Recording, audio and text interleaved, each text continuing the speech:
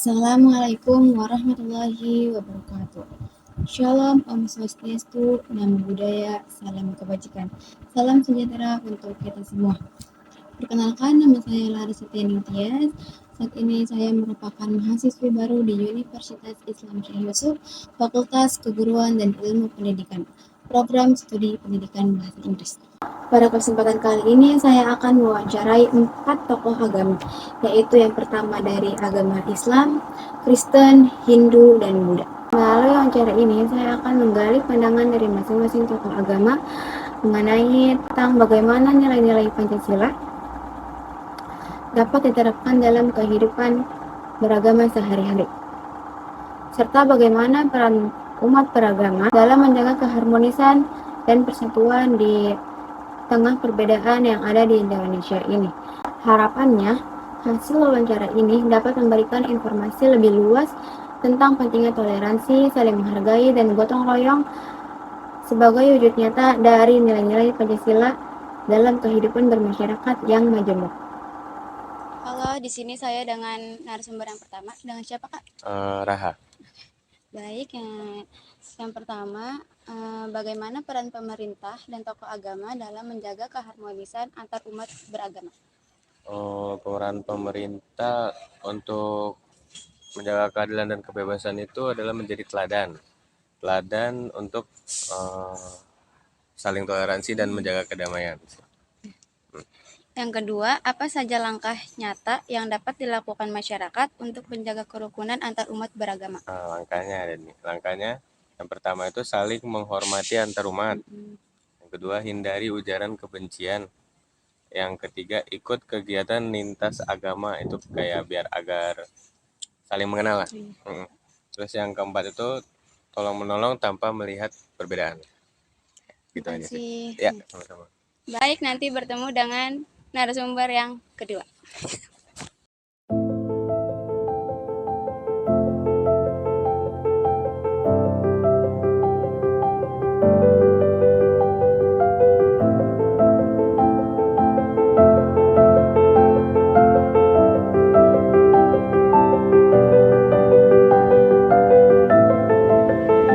Balik lagi dengan saya di narasumber kedua. Baik, di sini saya dengan narasumber kedua bersama Pak Ustadz. Pertanyaan yang pertama, Pak Ustadz, menurut Pak Ustadz, bagaimana cara generasi muda menumbuhkan sikap toleransi dan saling menghargai dalam kehidupan sehari-hari? Jadi agama adalah bahasa dari sebuah Sanskerta. Bicara agama adalah toleransi antar umat beragama. Maka generasi muda sebagai tongkat estafet penerus bangsa harus mempunyai pemahaman apa arti daripada agama yang sebenarnya. Jadi agama itu diambil dari bahasa Sanskerta atas dasar bahasa dalam kitab Sutta Soma, ya. Artinya tidak, gama kacau. Nah, maka di antara umat beragama itu tidak saling mengacaukan. Maka para pemuda dan generasi bangsa ini setidaknya harus memahami apa itu arti agama yang sejatinya. Jadi jika agama dipahami dalam kesejatiannya, maka pemuda, generasi muda atau tongkat estafet bangsa ini dia akan hidup dalam keragaman, hidup dalam keagaman. Jadi agam itu agem, berarti tidak kacau. Toleransi antara berumat beragama itu adalah pemahaman dan bentuk aplikasi daripada beragama dalam keragaman. Jadi nggak perlu beragam, karena ragam itu bersama. Artinya ragam itu dalam beragama nggak perlu harus sama. Jadi ragam itu harus penuh keragaman. Nah, jika ada keragaman itu, sikap toleransi di antara pemuda, ya, ini akan tumbuh. Nah, sehingga aplikasinya saling menghargai. Nah, itulah bentuk daripada aplikasi atau pengamalan dari Pancasila yang ada. Nah, setidaknya pemuda ini harus memahami ya apa itu arti agama yang sebenarnya. Karena di kita ini Indonesia bukan cuma hanya sebatas Islam, tapi ada 5 agama yang perlu kita hargai dan kita hormati. Nah, maka pemuda semenjak dini harus memahami itu. Hidup dalam toleransi beragama, hidup toleransi dalam keragaman, hidup bertoleransi dalam kebersamaan. Maka perbedaan itu akan menjadikan kebersamaan dan saling menguatkan. Itu. Baik, pertanyaan yang kedua, apa saja langkah nyata yang dapat dilakukan masyarakat untuk menjaga kerukunan antar umat beragama? Jadi langkah menuju keragaman dalam beragama di tengah masyarakat. Maka satu sama lain di sini adalah kita harus saling menghargai satu sama lain. Nah, penghargaan ini tidak diukur dengan keyakinan. Jadi ini kembali kepada kemanusiaan di antara masyarakat. Maka Pancasila mengajarkan dalam istilah kemanusiaan yang adil dan beradab. Nah, maka bicara keyakinan boleh berbeda, bicara agama boleh berbeda, tapi kemanusiaan itu sama. Maka satu sama lain, rasa kemanusiaan yang ditumbuhkan dalam masyarakat ini akan menjadikan manusia beradab. Manusia yang akan nanti menjadikan hidup dalam kerukunan di antara umat beragama. Jadi apapun dan bagaimanapun agamanya, tetap kita melihat unsur kemanusiaan yang pada akhirnya antara rasa kemanusiaan akan tumbuh dan rasa penghargaan, penghormatan, menghargai dalam beragama itu akan tercipta. Maka di sini ada tugas pokok yang harus dijalankan oleh tokoh-tokoh masyarakat agar mereka tadi menebar sebuah kasih sayang terhadap ya, umat beragama. Maka dalam kemanusiaan tidak ada sesuatu perbedaan, sekalipun dalam berkeyakinan beda, beragama berbeda, tapi kemanusiaan itu sama. Agar tercipta rasa kemanusiaan yang adil dan beradab. Udah cukup. Cukup ya Pak Ustadz. Terima kasih ya Pak Ustadz. Sama-sama ya. Baik, terima kasih. Nanti bertemu lagi dengan saya di narasumber ketiga.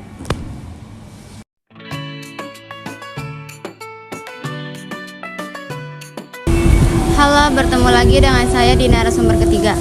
Nah, di narasumber ketiga ini dengan siapa Ibu? Ibu Erci. Dengan Ibu Erci. Baik, langsung aja Ibu, saya izin bertanya.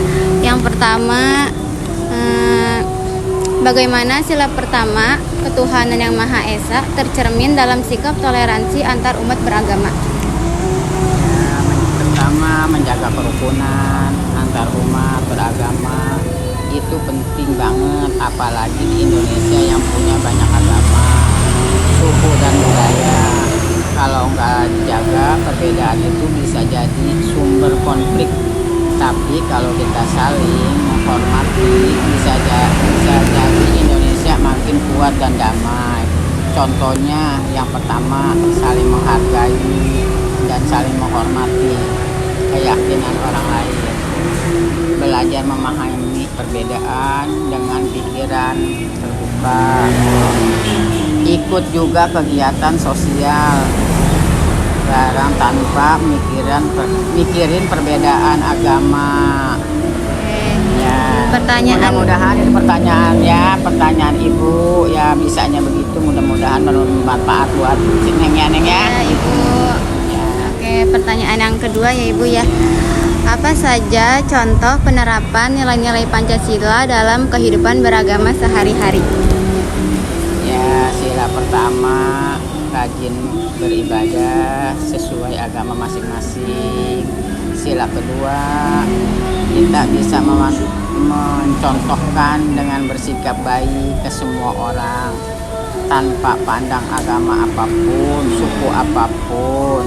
Yang ketiga, menjaga kerukunan dan gak mudah diprovokasi oleh isu perbedaan agama. Kita saling menjaga dengan baik. Sila keempat, menyesuaikan masalah dengan cara musyawarah dan saling mendengar pendapat. Sila kelima, bersikap adil dan gak pilih kasih. Ya. Ya, Neng, itu jawabannya. Ya cukup Ibu ya. Terima kasih Ibu. Sama-sama.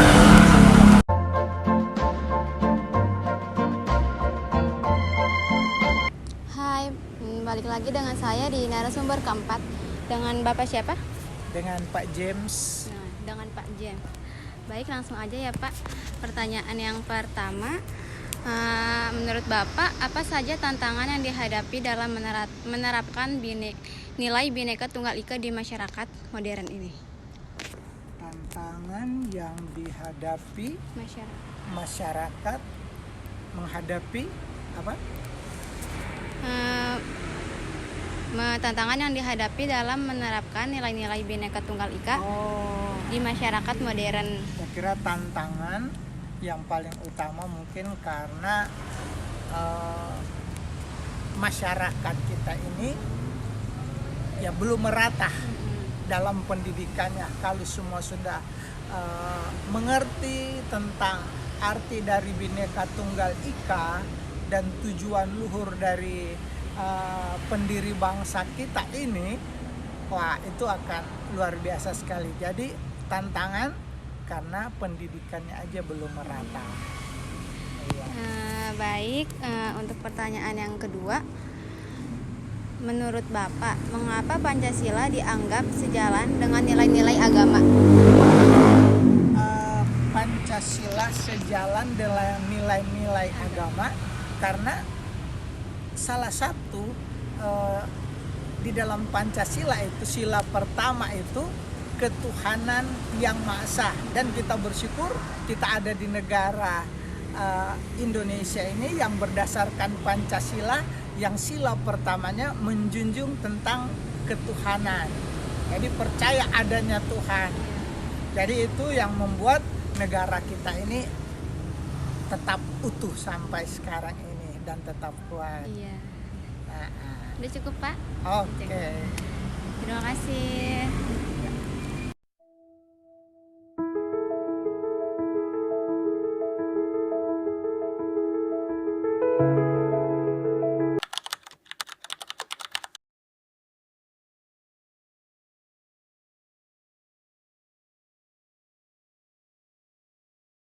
Dari wawancara ini saya menyadari bahwa setiap agama, ras, dan budaya berbeda tapi tetap satu jua.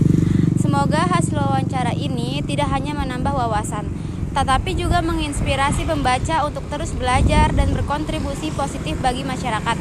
Terima kasih kepada narasumber atas waktu dan keterbukaannya.